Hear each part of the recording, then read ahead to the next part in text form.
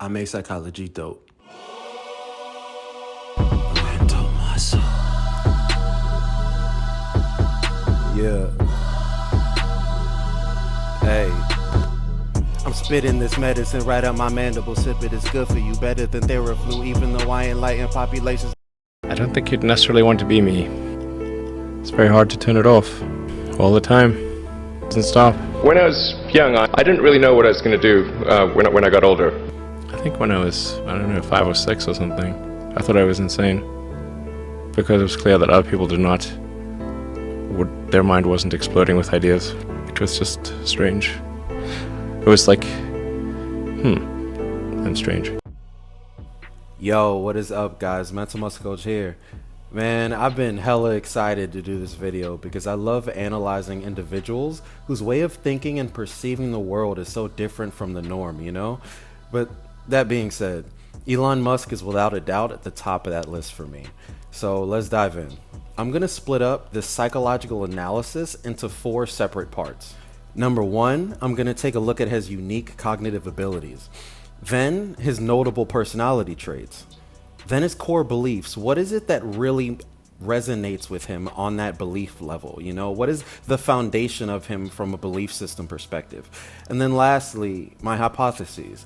I want to, seeing as I can't know everything about this guy simply by looking at interviews and doing research on him and things like that, there's some guesses, some educated inferences that I want to make based upon what we glean from today. So let's do it, y'all.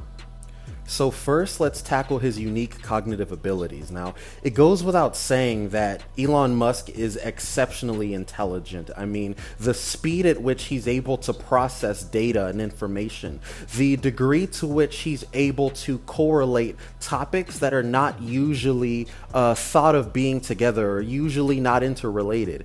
He can see the underlying thread or the connection between these topics, you know, which in many ways is one of the definitions that we use for creativity, the ability of a person to link concepts together that aren't usually linked together, right? Now, this next one is big. The second unique cognitive attribute that Elon Musk possesses is impulsive, innovative thinking. Now, when he was on the Joe Rogan podcast, he mentioned this, but he's also mentioned it a number of times when he was interviewed, which is the experience of having his creative thoughts, of having his innovative ideas. And he explains that the emergence of these ideas is not always conscious. It's not always intentional. I mean, of course, he thinks intentionally, but the emergence of so many of these ideas, it's as if his mind is doing it in and of itself. He explained it as stars exploding. He explained it as explosions that are consistently occurring within his mind. And he even stated that he noticed when he was a child, he felt strange and he knew he was different because other kids and other boys and girls were not having these constant thoughts, these constant ideas, these constant innovative concepts that were flooding into his mind like an avalanche. And that transitions me perfectly into stage 2 of this psychological analysis, which is his notable personality traits.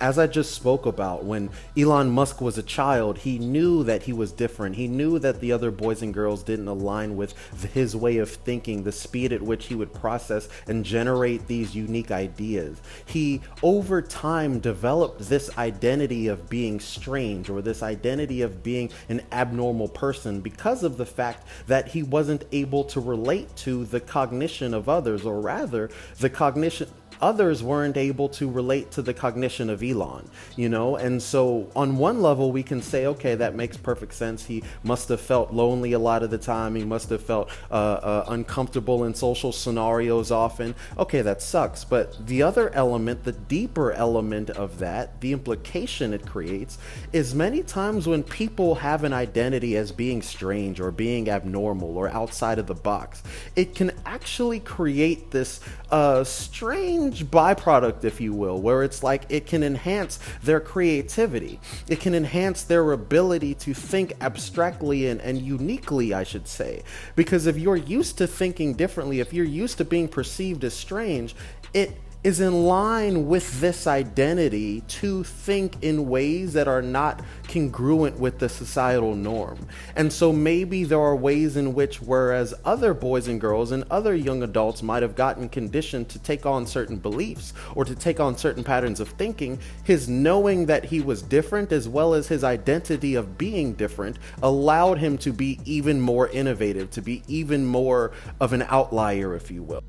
Okay, this second personality trait doesn't even need to be explained because it's self-explanatory, but the other reason is it applies to literally every mofo on Twitter. Strongly opinionated. Next. All right, y'all, now we're really at the good shit. We are at the core beliefs. These are the things that really have embedded themselves into Elon Musk's psychology, that have largely molded who he is and how he expresses himself, and ultimately his perspective on the world. Core belief number one is first principles. Now, this is a concept that he utilizes in his engineering, but all throughout his life. And the whole concept is, and as a matter of fact, he spoke about this when he was breaking down his approach to solving problems in engineering. And he was saying that when I have a complex problem that I'm trying to understand, that I'm trying to create a solution for, I always start with step one, which is breaking it down into its first principles, which is I need to break it down into its most simplistic truths, its most simplistic foundational concepts from which the problem emerged. And so the reasoning behind this is not only because if I have a complex problem, I need to make it as understandable as possible. And so breaking it down to its first principles or breaking it down to its axiomatic foundations will allow me to do that. But even more so, it's really saying that I want to get down to its core truths, that I don't want to make assumptions based upon this problem. In order to attack the problem, I need to first get it down to the most basic common denominator of where I can identify this is the level at which I am most confident that everything here is true.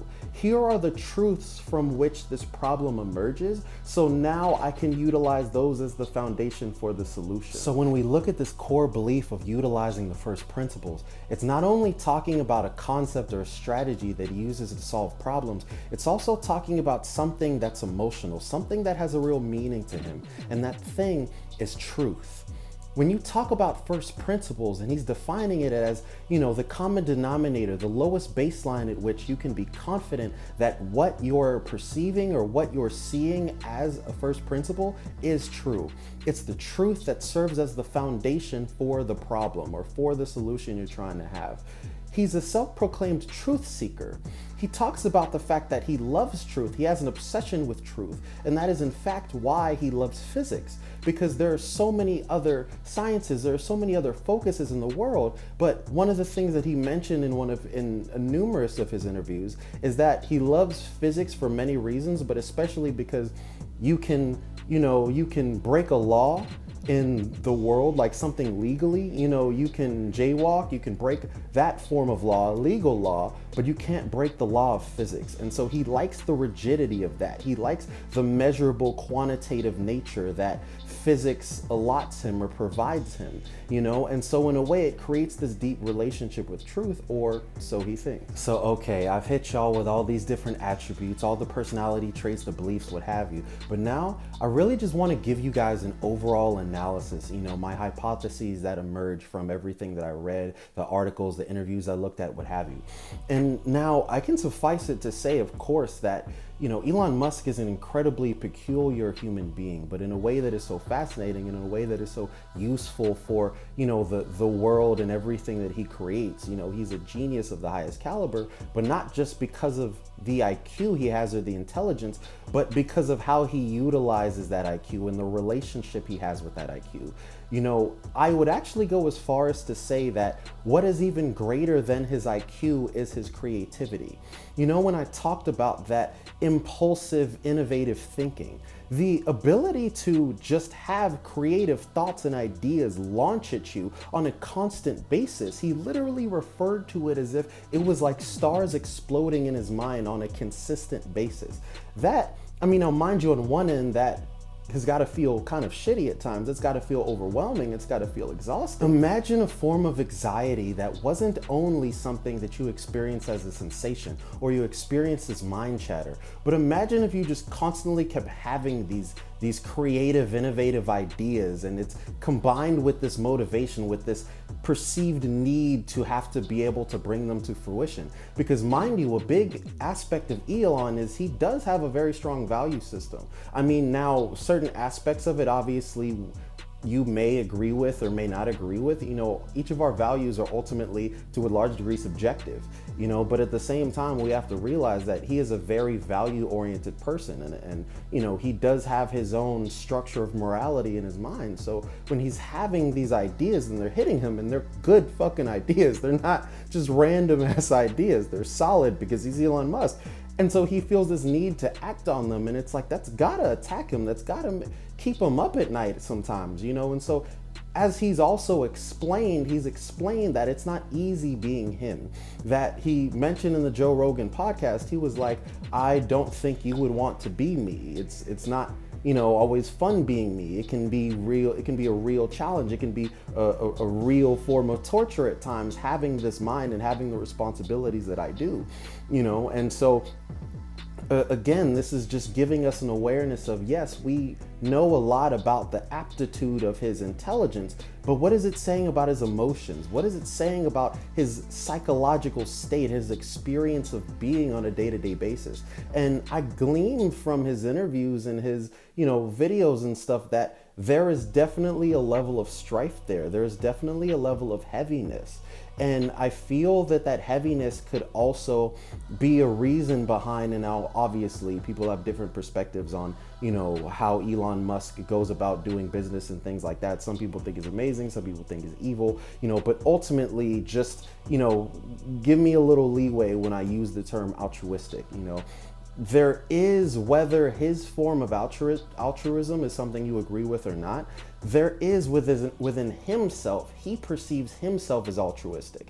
He feels that he is doing good for the world by, you know, trying to solve these problems and trying to enact these things, trying to figure out a way to get to Mars and what have you, you know. And I perceive that inner strife that he experiences as a result of his own mental psychological state, you know, as a result of the challenges that he undergoes just living in his head, I feel that, you know, because people who have experienced pain, people who have experienced prolongated emotional and psychological heaviness, a lot of times, especially when they're oriented and they feel like they are a producer or they feel like they're a problem solver, you know, a lot of times the pain they feel is a big part of what motivates them to try to make things better for other people.